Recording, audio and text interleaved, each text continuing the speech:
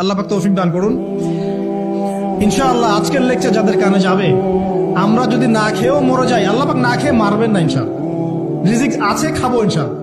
কিন্তু হয়তো বা অভাব হবে, টাকা পয়সা একটু কম হতে পারে, অন্যের 10 তলা ফ্ল্যাট হবে, আমার হবে না, ঠিক আছে, অন্যের এত বিঘা বিঘা জমি আমার হয়তো হবে না, কিন্তু ইনশাআল্লাহ তাআলা এই যে দুনিয়ার মুসাফিরের জীবনটা, এটা মুসাফিরের জীবন না, মুসাফিরের জীবনটা কেটেই যাবে ইনশাআল্লাহ।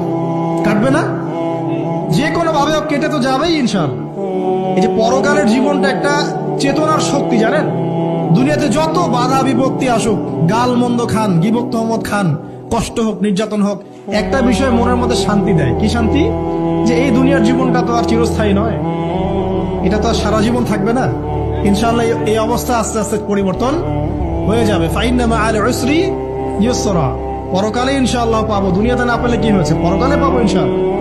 যুবক ভাই, এসব জেনা ছেড়ে দেন, আল্লাহ রাব্বুল আলামিন আপনার জন্য হুর রেখেছেন জান্নাত, ইনশাআল্লাহ পাবেন ইনশাআল্লাহ।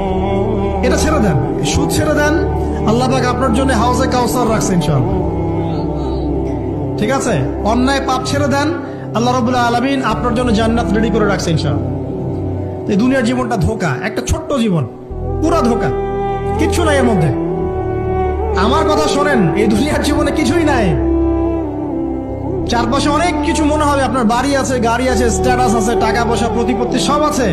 আদতে আপনি একা, আদতে আপনাকে একাই কবরে যাওয়া লাগবে, একাই আল্লাহর সাথে হিসেব নিকাশ দিতে হবে, কেউ নাই সাথে, আমারও সাথে কেউ নাই। কিন্তু আপনি মনে করছেন যে সেলিব্রিটিজম বড়, আমি পলিটিক্যাল নেতা হয়েছি, আমাকে সবাই চেনে, আমি ইকোনমিক সেক্টরে লিড দেই, রাষ্ট্রকে লিড দেই, আমি ধর্মতাত্ত্বিক ক্ষেত্রে লিড দেই, আমাকে দেখলে মানুষ বাহবা দেয়, ইত্যাদি ইত্যাদি। দিন শেষে আমি একা, আপনিও একাই, আমাকেও একাই যেতে হবে, আপনাকেও একাই যেতে হবে। এগুলো সব চারপাশের খালি অন্ধ মোহ, আর কিচ্ছু না।